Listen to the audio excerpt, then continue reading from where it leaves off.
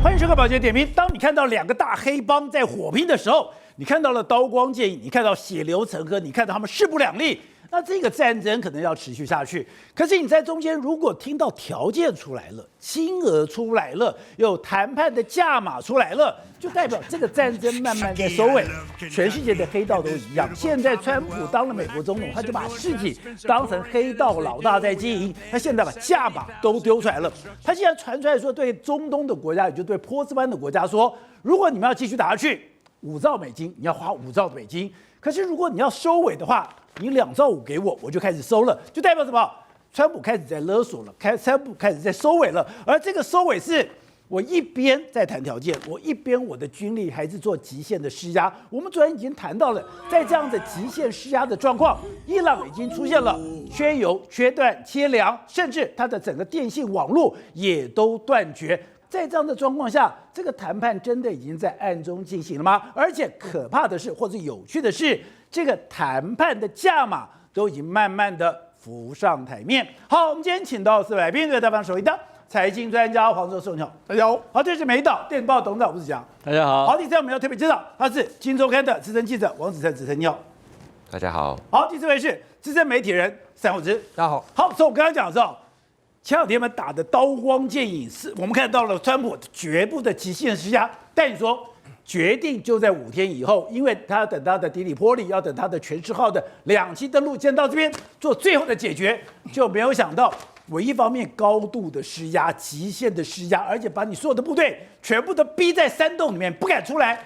但另外一方面已经谈条件了，对，而且他谈条件的对象包罗万象，我跟伊朗直接谈条件，甚至我跟所有的阿拉伯国家都在谈条件。没错，我们都说了，这个川普的风格呢，不像美国总统，他像是世界黑帮的老大，他对全世界都敢勒索。好，所以这一次的这个跟伊朗目前战到目前为止，你觉得局势很紧张啊，双边这样的开出条件啊，但你只要闻到钱或是利益的分配慢慢成型的时候，表示什么？表示这个黑帮老大对这个局面慢慢满意，他可能就会收下那些枪支啊，要火拼的东西，大家坐下来慢慢的谈条件吧。你说价码出来了，对，好，价码出来，为什么这样说？你看他这几天一直在讲什么？你看他说他们伊朗送给我们的一份礼物，那礼物今天到了，这是一份非常贵重的礼物，价值连城，但是我不会告诉你们礼物是什么，但它意义非凡，什么意思呢？显然伊朗有开出一些条件给他，那这里面来说的话，可能他说，他跟石油运输有关啊，与这个荷姆兹海峡有关啊。我刚才讲，不外乎几个状况。第一个，伊朗应该有开出条件，就是未来的油呢，搞不好让美国呢，你可以比照委内瑞拉模式，对，你可以在这里面投资啊，也就是我可以卖到全世界。是，你知道现在的伊朗的石油它被禁制，是它被压制，被压制了以后，它只能用市价的1半，甚至最好的60%是卖到全世界。对，我们知道伊朗的油是非常好的油，没错。如果说你今天我可以用市场的价格，第一个我的量可以飙升，对，我的价格可以飙升，是，所以它的石油的收入可能是原来的好几倍。对，所以呢，目前为止来说的话，伊朗为什么慢慢愿意点头？假设他们也想到，假设有这么多甜头的话，那我还是不要打仗了嘛。那当然你要让这个川普获得一些获得一些好货色，所以看起来石油可能会源源不绝的进到美国去。好，再来第二个是什么？第二个你看，连川普他不只跟伊朗谈哦，他现在还跟海湾国家，譬如说阿拉伯啦，就是阿联酋啦、卡达啦、巴林这些国家，还有这个科威特，他跟你说什么？不好意思哦。现在如果要继续打仗的话，你们要付5兆美金，要么呢就出这个2.5兆呢来这个结束这个战争哦。那这2.5兆呢用来支付战争的所有的开支这样一个状况，而且你们要为了获得的战果啊买单，所以其实5兆这是他开出来，但是其实这个价格有得谈，所以他现在等于说开高价，大家一起来谈。你看海湾国家他也要这一笔费用啊，所以这样看，海湾国家现在也在穿梭当中，也在谈。对，在海湾国家里面。他不缺钱，是，我就怕这个战争持续打下去，对，所以用可以钱来解决的话，这件事情就有眉目了。对，没错，因为目前为止来说，假设这个荷姆兹海峡可以过关，他们每天输出的话，这个2.5兆小钱啊，几年就可以花，就可以给这个川普了。如果永远解决后患，当然 OK。所以海湾国家搞不好愿意买单。再来呢，伊朗现在要什么呢？我刚才不是就说吗？伊朗一个是说，未来石油解禁，我搞不好，我觉得他还会提到一个条件，未来用美元计价。用美元计价，这个川普很开心嘛？对，川普很开心之外，而且你用美元，伊朗也很开心，他可以买很多源源不绝的商品，他把它纳到美元体系下，把中国踢出去。对，这个一定是川普跟他谈的一个条件。也就是现在伊朗其实非常的艰困，是伊朗现在是把油卖到中国去，是，可是中国去他不能把钱弄回来哦，对，他等于说是存在中国一个叫昆仑银行，存在昆仑银行的时候呢，伊朗要什么东西，昆仑银行在用价格，那种恐怖在哪里？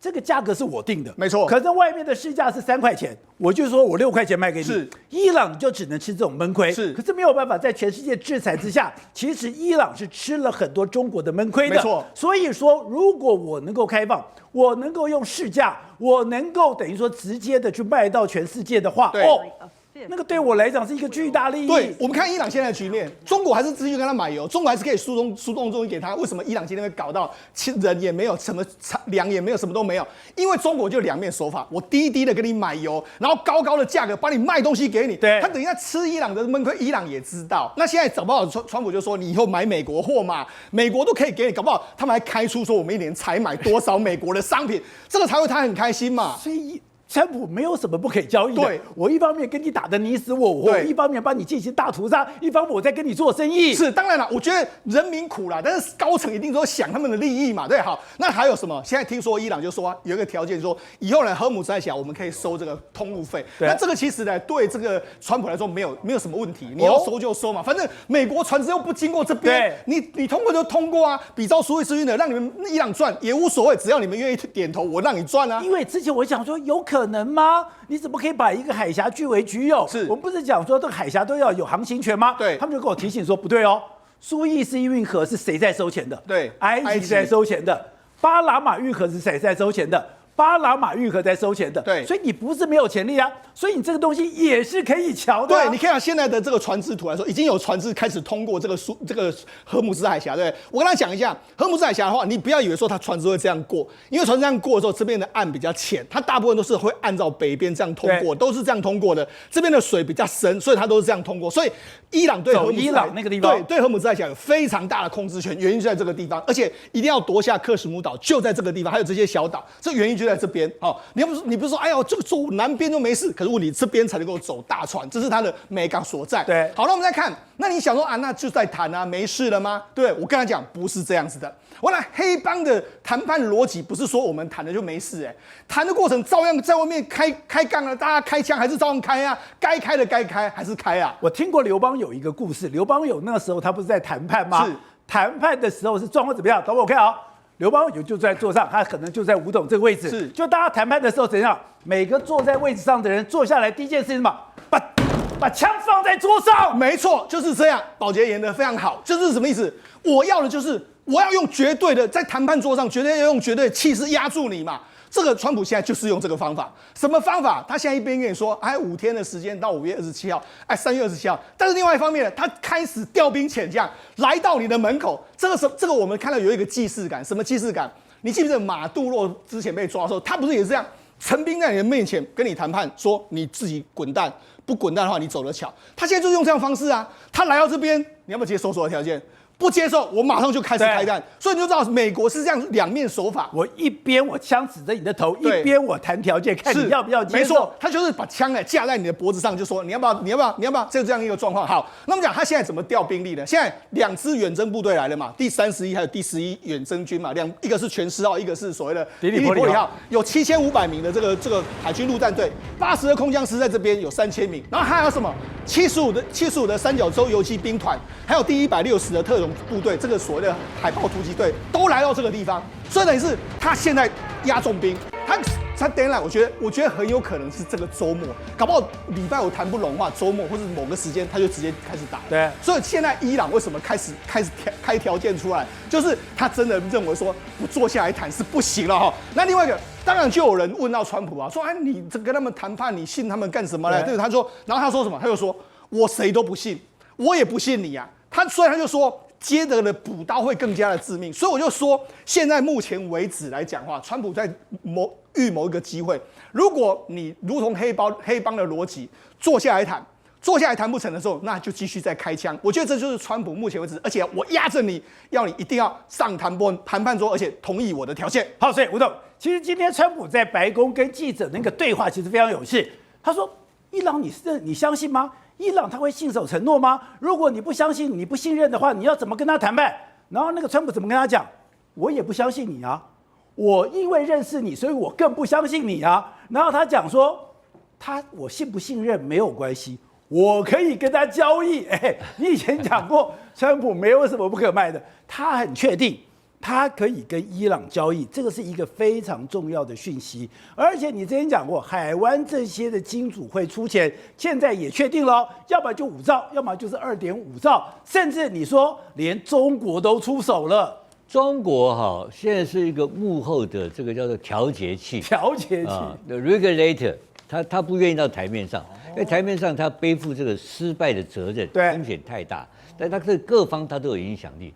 那这个谈判呢，我举个例子，你记不记得前2天有看到一架这个伊朗的客机？对，在这个战火这个漫天的之际有一架伊朗的这个官方的客机就是民间的航空公司的客机离开伊朗的这个德黑兰上空，那怎么可能呢？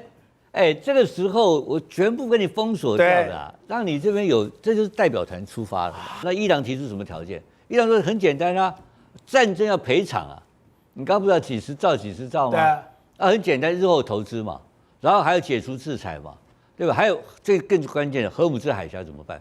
荷姆兹海峡就变成大家共管喽，共管，所以川普开始耍屌了，我妈得到非常大的礼物。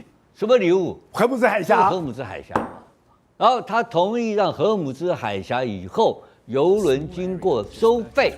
我靠，他妈的都是流氓变成公开变国税局，对不对？本来是耍流氓，现在国税给我来啊，公开给你扛棒牙呀，妈的来一传过来收多少钱？那在保护他，就是那美国是什么？美国没有美国同意，他收什么钱啊？那个钱美国要不要分的？一定美国一定分的嘛，对不对？就管理了嘛。荷姆兹海峡列入正式的国际合约的管理，那这个荷姆兹海峡的整个安全性保证没有问题了嘛。那这时候来讲的话，你不威胁你的政权啊？那政权的保障由谁来负责嘛？那当然，这个川普不会去碰那个政权嘛。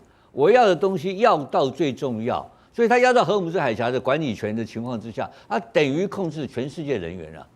那川普都补啊！对，我已经拿到委内瑞拉的油，委内瑞拉的油已经由我来调控。现在我又拿到了伊朗的油，不是伊朗油，大哥搞清楚，这是全世界要通过这个地方所有的中东油源呢，是全世界将近50%吧，油源要通过这个地方对吧？除了你有油管的，其他都要经过这里。昏岛天然气更别提了嘛，天然气大概25%一定要过这边那怎么办？所以他是削爆了，赚疯了嘛，赚疯了。你看全世界股票开始上扬，还有你看前2天更贱，在偷卖嘛，期货嘛，偷卖油、偷卖期货，全部都是他干的嘛。他为什么讲个5天干什么？干嘛？要炒股票啊，到货。他5天他讲完，让你不确定性，他开始出货啊，他开始到货啊。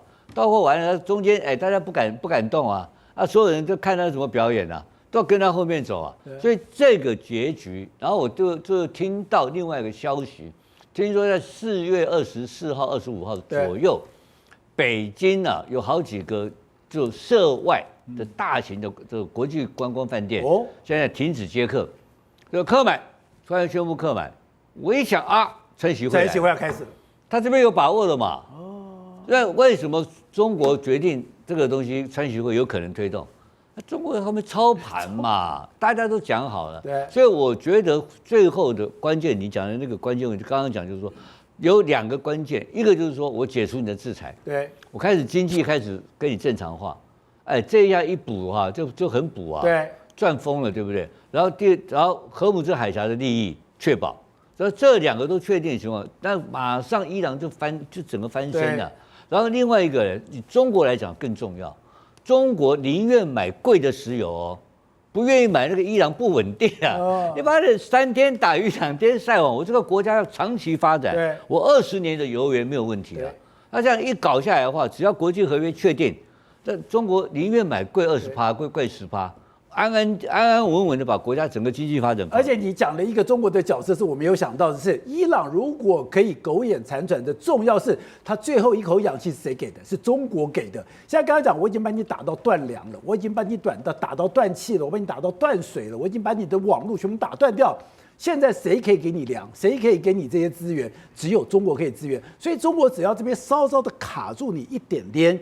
伊朗刚刚讲的，你现在已经没有外援了，你内部就卡死了，就更增加了川普谈判的筹码了。我觉得那个中间的关键就是2个国家，就是一个是波湾国家，波湾国家怕挨打，怕被炸得妈烽火连天，中湾国家整个财政崩溃，这是第二个就是中国，因为中国就直接的马上的这个经济损失，这2个太大，所以川普一直讲啊，那个油没有通荷姆斯海峡没有油通过。跟我美国没关系，全部是你们的事情，你们要出来买单。他讲什么话？他恐吓你们说我不管了嘛，你们要倒大霉嘛。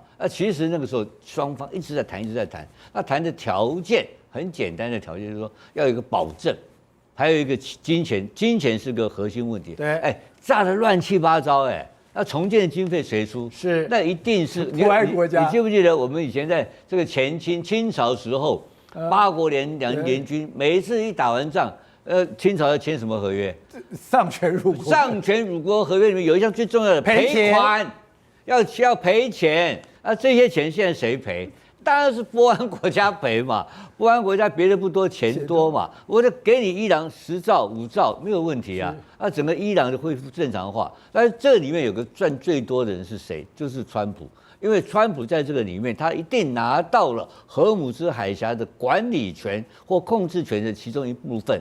然后至于说如何来跟伊朗这个政权往来的话，其实现在已经不是很困难的事情，因为他的军事已经全面被美军摧毁。也就是有棒打出头鸟，谁敢出来我就打谁。是我刚刚讲的，因为现在整个战局慢慢的开始稳定了。我刚刚讲，只要任何的战争、任何的械斗、任何的斗争。只要价码出来了，钱出来了，就代表什么？谈判在进行了，有价码就有谈判，有谈判就可能有和局。这也就是为什么现在股市上升，现在油价下降的原因。那现在因为这个样子，大家开始注意到，因为前2天其实有一件大事，辉达的这个 GTC 的这个大会，GTC 大会他当时讲说，我现在是5000亿，未来我要1兆，那是一个非常庞大的数字。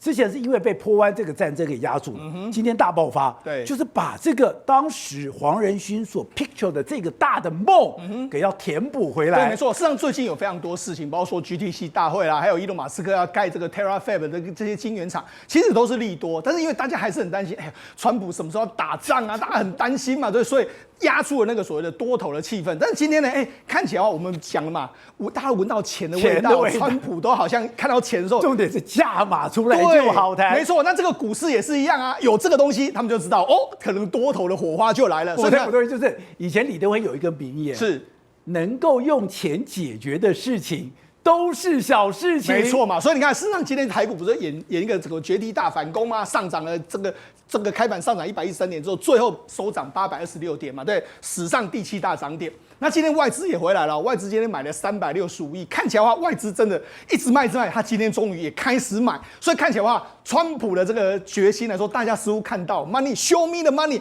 那时候这今天到底涨什么？还会再涨吗？那都跟什么有关呢？对，没错。实际上今天的股市大涨里面来说的话，因为黄仁勋有提到，就是说他们未来的这个市值会从3-4兆暴增到10亿。那这个10兆，那这个当然对台积电注意非常大。所以今天涨了呢。其实还有之前有个消息是，伊隆马斯克他自己要盖晶圆厂。那今天还有另外一个就是说，这个所谓的所谓博通出来说，台积电的产能现在是严重不足。所以等于是说，台积电涨之外，还有台积电的相关供应链。为什么？因为你试想辉达需要抢台积电的货，对啊，然后这个所谓伊隆马斯克他也要盖工厂，然后博通也说我的台积电的产能不够，对，所以产能不够的话，那怎么办？他要扩张产能，扩厂的时候你要用什么？你要买设备。所以今天很多设备股，像今天的这个设备股股王3313的宏硕，它马上就涨停板了，什么自贸啊，一大堆设备相关全部都涨停板。我们在节目上讲过了，这个正美应用什么全部都涨停板，甚至大涨。因为设备这个部分还有很多材料，大家未来一定会抢。好，那这个是跟这个辉达什么都有相关，这是晶片最上游，连测试那些都好。另外第二个是跟辉达有关的呢，就是包括说我们要辉达即将要推出 VR 并平台，对，很多平台它里面的一些相关的零组件，包括说像你看台达电。台达电今天就创了这个历史的新高，很多电源相关，因为它里面需要非常多电，然后还有什么 PCB 的台光电，然后包括说像散热里面的奇鋐什么，也都今天都大涨，甚至还有什么？因为我们要未来要有光通讯，光通讯来说要有这个 CPU 细光子，所以今天细光子的很多股票也都大涨啊，包括说像什么光盛啊、联亚什么都大涨，所以简单来说啊，其实都是大概跟黄仁勋或是跟台积电有相关，这些利多消息构成了现在原本本来应该发酵了，只是说因为之前呢。这个川普的他的这个打仗让大家有点担心。那现在如果真的可以这个反映真实的利多的话，那当然对台北股市是有利的一个发展局面。好，那是我们刚才讲，我们台湾是一个科技岛，科技岛一开始我们是一个 PC 岛，跟 PC 有关的我们可以赚到钱。后来进到了手机，特别是我们可以进到苹果供应链，你可以进到苹果供应链，你就可以赚钱。现在是什么？大家都要抢上辉达的列车，对，没错。实际上，辉达的这个列车里面来说，当然还是台湾以硬体为主，所以在硬体基础建设这一块有非常多厂商。现在只要跟辉达搭上线，那我跟大家讲，实际上跟辉达搭上线怎么搭上？你只要找辉达的第一线、第一级的供应链就好了，你买那些就好。为什么呢？第一级供应链，第一就是它最大最好的。为什么？因为它可以赚很久。我为什么这样讲？可以赚很久。因为辉达跟他们做生意都是没有任何合约的，反正我们讲好就是我一直是你，一直是你。对。然后那些公司呢也会一直投资辉达的东西。我跟他讲，它是全包了。辉达怎么做？没有，他是在开创一条没有人知道的路。所以我们那些厂商呢，我就讲也是在赌辉达。所以他们辉达赌技术，你赌辉达。所以我就讲那些所谓的第一线的排名是第一个。那绝对是辉达会压住的对象。第二、第三、第四，那个其实辉达都不太会去给他们，除非是说你的技术真的冒上头。对，所以说其实投资辉达很简单，你只要把那些龙头股抓出来投资，这样就绝对不会错。好，子晨，你这一次特别去看了辉达的 GTC 的一个大会，看了 GTC 大会，你就感到说台商的热情，特别是我们的电子七哥。你说那个电子七哥，大家每个人都是卯足前进。我要最好的东西，最这个亮眼的东西，我要想要得到辉达的青睐，我上了辉达的列车，我就有很大的利益在我的前面了。对，没错，因为刚刚主持人有讲嘛，就是台达电嘛，其实我们在现场就有看到台达电，它其实就是它有展示就是 HVDC 的机柜，就是800伏，就大家原本预期是明年才会发布的，但它今年在展场上就给让大家看。对，虽然是它的台达电弄了一个800伏特的这个电源控制器到那个地方去，机柜，电源的机柜，就是以前只是单独的一柜呢，一个抽屉，现在变成一整柜这样子。对，你知道800伏特是什么意思吗？因为我跑过捷运的那个电是多少伏特，你知道吗？750伏特，750伏特，我就可以让捷运这样子推着走，你碰一下你就灰飞烟灭。这个就是台达电呈现的机柜，这就是它的电源控制。这个电源控制器中间是800伏特，这个每崩里碰一下就死了。对，就这个机柜。对，没错，因为大家原本会担心就说啊，这次 GTC 演讲好像没有讲太多硬体的部分，但其实我问这些厂，他们的想法就是，反正这些 AI 的这些软体再怎么做，后面都要硬体嘛，就是要靠这些台湾的公司。因为我们现场也有跟这个 NVIDIA 的一个副总叫 Ian Box， 他是那个大家说是那个 CUDA 之父，大家知道NVIDIA 是黄仁勋创的嘛，对，但是 CUDA 是这个 Ian Box 创立的弄的，然后他就在接受我们采访的时候，也就是说，你现在 AI 为什么辉达可以独霸天下，就是因为它有 CUDA 的系统。对，因为你现在所有 AI 的规格，你现在 AI 所有的这个跑的这些程式，你一定要进到这里。所以它真正的不是说，我弄了一个 Blackwell 的这个机柜，是我中间有一个这个 CUDA 的系统，就像苹果有一个 iOS， 它才可以独霸天下。对，然后他们又听到我们是来自台湾，他就马上还没问，他就说我们超级需要台湾。他就说台湾的硬体，他说辉达的这个电脑啊，都是从台湾开始做设计跟测试的。他说是台湾设计测试完之后才会辐射到全球，对，所以他就跟我们说，台湾真的很重要这样子。台湾的厂商跟整个 NVIDIA 绑得非常紧。第一个就是我帮 NVIDIA 做，然后呢，我的很多的产品我用 NVIDIA 的，所以变成你泥中有我泥中有你，然后你就会让辉达更离不开台湾，也让台湾更离不开辉达。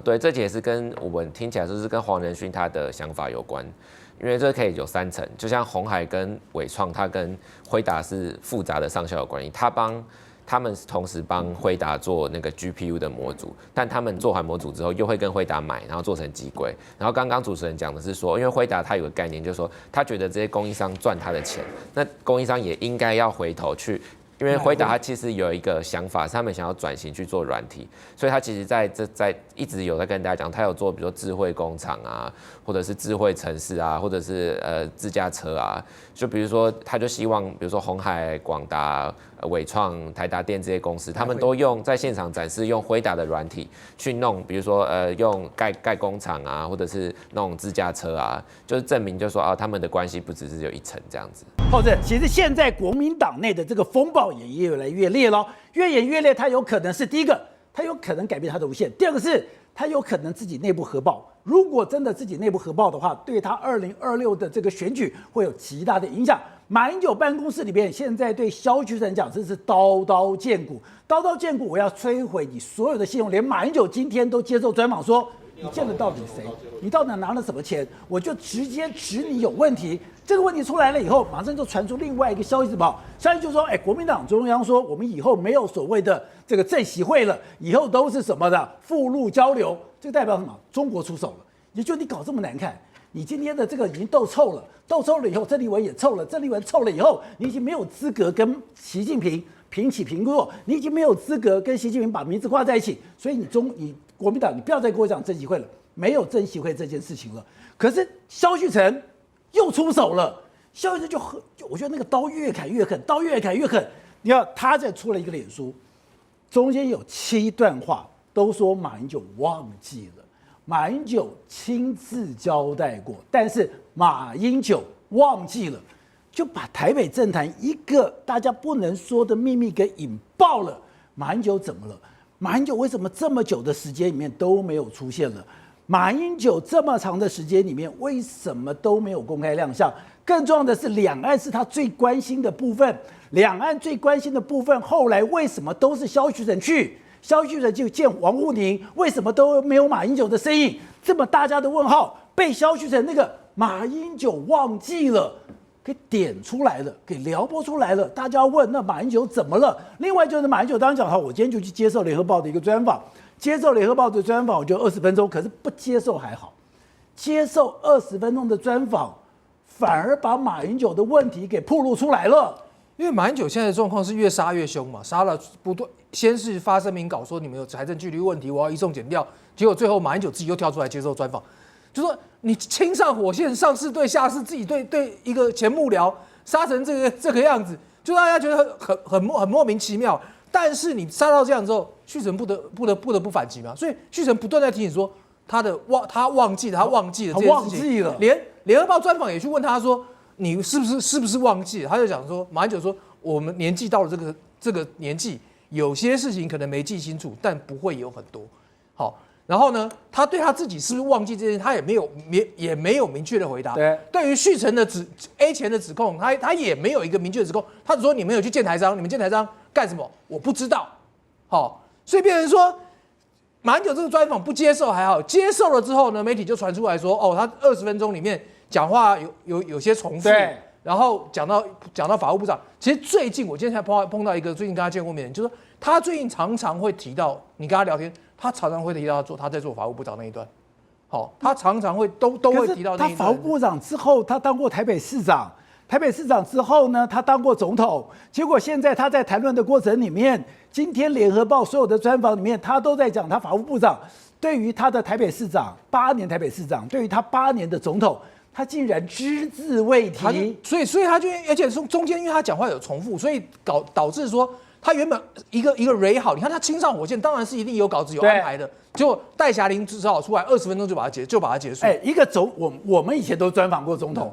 你要去专访一个总统，你没有1个小时是不可能的。你一个总统多难专访，我多难约时间，我一定要把你问得清清楚楚、干干净净，我怎么可能20分钟就没有了？所以你今天看，其实那个版面也只有一个版头，大概看起来大概只有1000多字左右嘛。其实所以今天联合报那个东西处理的也不是很多，因为总共时间就这么长，对，它中间还讲话还有一部分的重复，所以就变成说。今天的状况就越斗越凶，但是马英九现在，而且他讲说那个20分钟的专访里面，针对一个话题，他重复4遍。他现在就是有一些这样的问题，所以马英九他自己也承认说，我年龄到了，所以我有些东西可能没有些东西可能记不清楚，但是他认为应该不会有很多。对，他的解释是这样。但是我跟他讲，你是联合报出身的，你在联合报非常清楚。今天我们看到了风传媒，还有今天的《金周刊》，他们都透露的这个专访的这个后面的这个幕后的细节。幕后的细节就讲说，戴霞玲带去的时候，就已经把提纲给这个马英九办公室看了。马英九办公室去了以后，是特别交代提纲每个字都不能改。今天记者在问的时候，你不可以问出提纲的东西，因为你如果问出提纲以外的东西，马英九不知道能不能回答。他现在的确就是有这个状况嘛，所以比如说马英九这个记者会，今天这个专访出来，他越杀越凶之后，大家变成现在关注的变成说，你到底身体是不是有什么样的问题？这对他来讲其实不是好事啦。那我觉得他现在状况有点就是说，因为他原本这种杀法，其实我们大家会想到马王镇9月竞争那个时候。就是说，你并没有一个什么明确的证据，你就把它一个东西无限上纲杀到极限。是你现在状况，你没有提出什么有力证据，你就说你们两个就是 A 钱。你现在的问题是说，你后续的政治效应，第一个太大了。第一个就是你马英九现在你的身体状况、你的精神状况、你各方面的状况，你是一个已经退下来的总统，你曾经语文国政，你曾经是3军统帅，在你脑袋有这么多的秘密，这么多的东西里面，它本来就是一个国人要高度重视的，所以你现在马英九的本身已经引起了重视。第二个就是你已经讲白了，就说我要移送法办，你现在。要不然就移送法办，移送法办的结果是什么？马英九办公室，今天马英九的财产，你在两岸交流的互动，你今天萧旭晨过去是不是真的有见了人？见了人以后，你有没有募款？那如果说你今天真的去移送法办的时候，那今天法院会办，法院100%、1000%一定办。民进党那边虎视眈眈等这么久，我会不办吗？民进党一定办，办了以后，萧旭晨抓去了以后，你觉得这些资料只有这个那个什么才有吗？民进党难道没有吗？他给你一笔一笔弄出来，你萧旭晨要不要交代？萧旭晨交代了以后，你所有的两岸的线是不是就出来了？你后续的那个整个政治效应是不断的在翻动，那个是非常可怕的耶。所以后面就有阴谋论，就是说我们台湾在看这个事情是在看八卦，对不对？老共看这个事情，他在看说你这背后到底是怎么回事？对啊，你马英九现在杀萧旭晨到底是怎么样？你是不是因为你现在开始不那么想亲中了，所以你受到美国人影响，因为你今天杀进去，刚刚你讲的，你马英九所有东西不是只有消息的东西会公开，对啊，你马英九机会的东西可能也会被剪掉拿走。你马英九是不是在路线上做了转变？老共会从阴谋论的角度上去想，你马英九做这件事情是为什么？而且刚刚讲到是金溥聪带着这个所谓的带着这个钱水户，然后呢带着一个会计师，带着一个律师进去了以后开始谈完了以后就确定一件事情，这是让我最 shock 的，马上确定。跟中国的所有的交流全部停止。之前董事长在我们节目就已经讲了，这个马英九办公室在把这个所谓的萧旭晨赶走之后，做的第一个最重要的政治宣示就是我不要跟中国来往了，不要跟中国来往了。我想就一句话，我今天看仔细才知道说，他们每年都有大九学堂，大九学堂一次就带了50-60个人，你的学生其实已经准备好了。我要带50-60个人，我可以随便去吗？不，我不是去一个地方，我要去很多省市。省市这些，不管是台办，不管是你的当地人，我都已经谈好了，我的住宿也谈好了，食宿也谈好了，什么就全部的突然戛然而止。这个太怪，就是两岸本来就是马英九最心系的所在，怎么可能说砍就砍？你不但说砍就砍，你连把以前的路全部都断掉了。因为他当然第一个最直觉就是说，原本这都是旭晨跟王光慈在处理的，所以你现在变成说没有人带团，没有人带队。所以而且新接手的人呢，也搞不清楚怎么回事，所以呢，我就把它停掉。但是问题是说，就刚刚讲的，他这个前面是好几个月甚至1年前的就已经开始的作业，你今天突然断掉了，他们全部傻眼了。对啊，而且现在连恢复，你刚刚讲中国为什么质疑？中国为什么觉得这背后有 CIA？ 中国为什么觉得这个不单纯？是因为他已经谈好了，对啊，中国都已经答应，而且做好准备了。虽然你这个东西马英九不见得去，原本可能只是别人带队学生去，但是问题是早就安排好了两岸交流，你现在的状况突然就停掉了，而且根本不知道会不会恢复，什么时候恢复。对，那对老公来讲，老公这几年看中你马英九，就是看中你愿意交流啊，对不对？你现在说突然不交流了，你现在说将来我什么时候交流不知道，一刀两断。然后而且这中间交流最重要的人，不管他曾经是帮马英九做也好，现在帮这曾丽文做也好，萧旭晨，我要把他斗垮斗臭。你老公当然就会想很多啊，而且老公这个时候老公反而会有一个觉得说，你马英九可能转变了，现在唯一还在坚持两岸交流的是郑丽文，所以他原本或许想说，我把消息人斗掉之后，两岸这一块是我的，结果会恰恰好相反，老共会更去挺。没有，完全相反。因为今天刚刚讲到，今天的消息是他说是国民党中央下令以后不要有政习会。你觉得郑立文有可能说不要有政习会吗？他心心念念的就是政习会，他心心念念政习会，现在不要政习会，代表这不是郑立文说不要政习会，是老共告诉你不要政习会。老共是一个姿态多么高的人，你知道吗？他是一个多么讲究仪式感的人，他就怎么讲究那个庙堂的那个氛围的人。你现在搞得这个样子，我还能够相信你吗？吴董，你今天讲一个关键点。当时把萧玉成这些人赶走了以后呢，马办做了一个重大政治宣誓，我停止跟中国往来。我当时听还没有感觉哦，我今天是把所有东西搞清楚，才知道说，原来2-3年了，这几年他们已经做好交流了，而且都已经有对口单位了。大九学堂，包括你们今天怎么往来的，对方的省级办，对方的所谓的国台办，所有的东西都已经讲好了。你说断就断，等于说你把你过去的路线全部断掉以后。不往来了耶！这个关键是什么？你知道吗？关键是什么？主导权。要把往上层结构来看的话，过去连战搞两岸交流，对，马英九当总统，那这个主导权搞了好几年才转移过来。现在马英九现在拿到主导权了，对，现在郑立委又跑进来搞主导权了。所以这时候来讲的话，他必须要把它切断掉以后，重启炉灶，这个主导权再会回到马英九身上。所以主导权之争，对，不要看那个表面上的东西。然后第二个，司法问题也严重。所以说，因为我今天要把萧玉成给干掉，我把它完全切割的意思就是说，我今天过去建立的所有的两岸关系，你今天郑立文你一毛都不要想用。当然是，所以萧玉成讲了一句话，你知道什么话？他想很多事情想不起来了。这句话什么意思？准备在法院讲的。我也告诉你哦，你忘记了。他把这个事情赖给他，对，但这个层次已经不是问题了，现在有更大的层次问题。老共怎么看你在玩这个？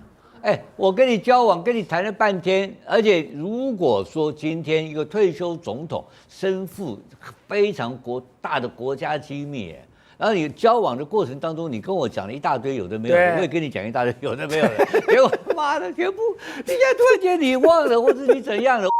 我到法院你给我讲出来怎么办？你都想起来了，对，到法院全部讲出来了，管道也讲出来了，对，内容也讲出来了。你说忘了也就算了，突然这些人小孩子去搞来搞去要很多钱呢，那经费来源你也给我讲出来了。你以为国安幕僚现在国安机关现在干什么？盯着啊！调查局就马上挂线啊，不跟你客气，所有人通通挂线啊。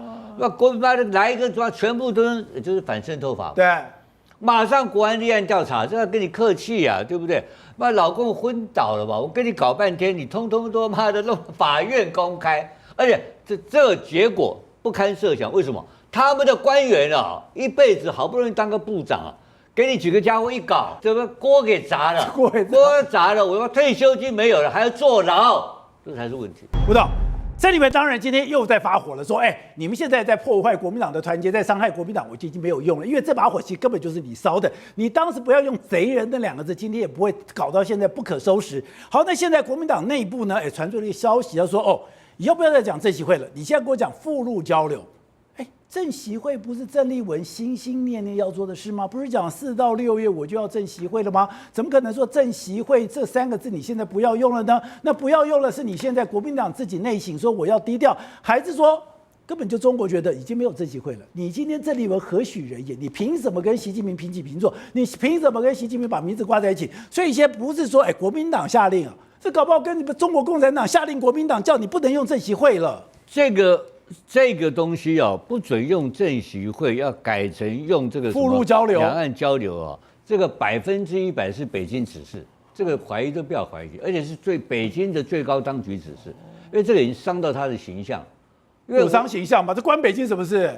但开玩笑在北京这个皇帝习近平是皇帝你可以随便讲他名字你再多讲几次，他本来是把你黑名单，最后变成黑名单那不一样，你不了解这个制度的结构嘛，知道吧？我不能犯弊，对不对？当然是这样子嘛。这个你看，他根本不懂。所以我曾经在台湾讲，我几个礼拜前我就讲嘛，我说从他讲话的内容看，郑丽文不懂得大陆的规矩。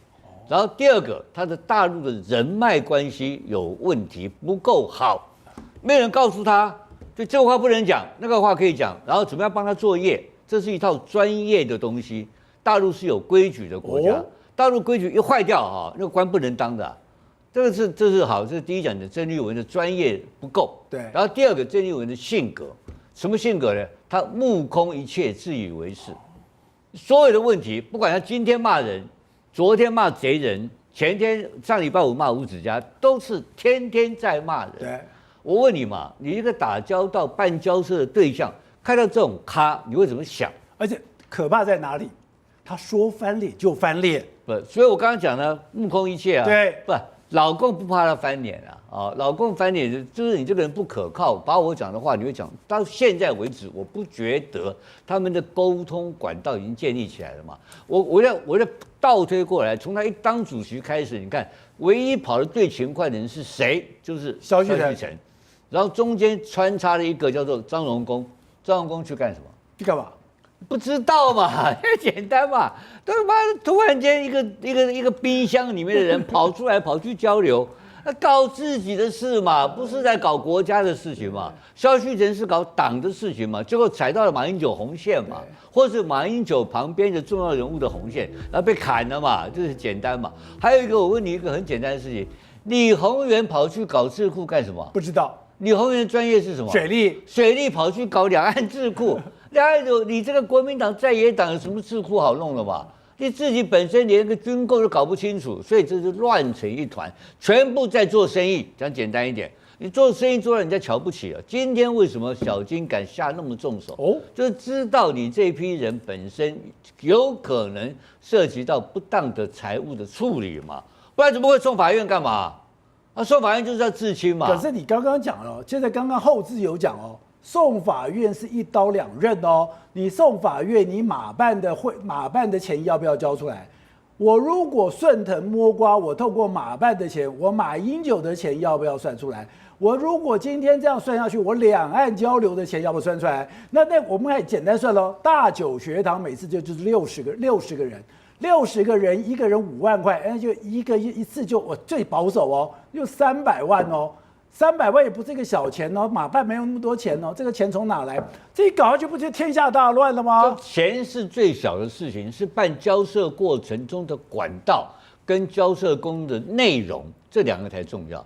这两个可能涉及到国家机密，这个国家机密你卸任总统是不能处理的事情，会犯法的事情，就是这个东西到法院一定要讲出来。是你不能用萧旭晨讲一句话说，我都跟他讲了，他忘记了，不是没有那么简单。如果你都跟他讲他忘记的话，那法官会做怎么处理？法官马上就请医师鉴定，送医院鉴定，这没有什么好讲的嘛。可是马英九自己不知道，说我做了这一招是险招，我这一招可能我会反噬我自己吗？那些都不重要，因为很简单，如果他有医生的鉴定资格，他有免除刑责的能力嘛。对他无行为能力的话，这个事情一点责任都没有嘛。关键在最狠的一招嘛，全面停止嘛，何时会恢复还不清楚，这表示什么意思？他不准备恢复了嘛。他跟你鱼死网破，你还看不出来吗？然后刚好碰到一个专搞砸事情的一个郑丽文，他也跟你鱼死网破，然后用个奇奇怪怪的名称来骂他。那孰不可忍？金溥聪会容忍你骂我贼人吗？一定给你死的嘛！这个问题是殃及池鱼。那谁是池鱼啊？谁是池鱼？北京是池鱼啊！北京昏倒了，他妈嘟着笑哎。所以谁要碰台湾啊？碰到台湾有够衰，你知道吧？因为这些人不入阁，这个叫什么？叫做草台班子。这些草台班子干不出好事，净干屁事。所以我知道在以前看杨石就在说，他们中国人在骂人怎么骂？他说你这个人没水准。他说你就像山中笋，山中的笋就已经冒出头来。那山中笋什么意思？嘴尖皮厚。腹中空，你什么都干不了，没有任何价值。我每次看到说这个嘴尖皮厚、腹中空，你有如山中水，我就想到了这里，我也不知道为什么。好，不过后者中间有个关键点就是金小刀出手了啊，中正大家已经开始出来了。金小刀其实也妙哦，他当过驻美代表，他当过国安会秘书长，所以他今天出这个手，大家觉得有一点点不单纯。我觉得台湾人真的是大多数，我觉得看热闹啦，但是。从整个国民党体系来讲，他是算是比较亲美的代表，他比较亲美的代表嘛，或者说你要讲他知美也好无所谓。可是老共一定会从这个角度去看，就是说最起码我先怀疑这个东西是不是这样，搞清楚再说嘛。那所以你这个短期之内，他一定觉得说你是不是国民党亲美的势力进来？因为国民党现在还有其他国的亲美势力也都跳出来嘛，朱立伦也跳出来，卢秀燕去美国，对不对？你到底老美是几股力量一起进来，对不对？然后你说马英九，所以后面是中美大战。我说老共一定会从这个逻辑去看，然后慢慢的再去看排除说到底是不是。那你马英九现在的状况来讲的话，你后面短时之内都不用玩啦，你把一个事情完成这样之后，老共现在敢碰你啊？不敢，对不对？老共。我觉得老共连国民党都不敢碰了。对啊，所以你现在的状况来讲的话，国民党老马现在的状况就是现在就是把自己整个局都玩烂掉嘛。你现在的状况，这两个走了之后，你整个两岸交流这块几乎全部都没有，而且你原本的credibility原本的基础全部都打掉了。好，你原本只是想说，我觉得我看不爽，这东西应该是我的，怎么变别人？现在是把原本的基础全部都弄掉。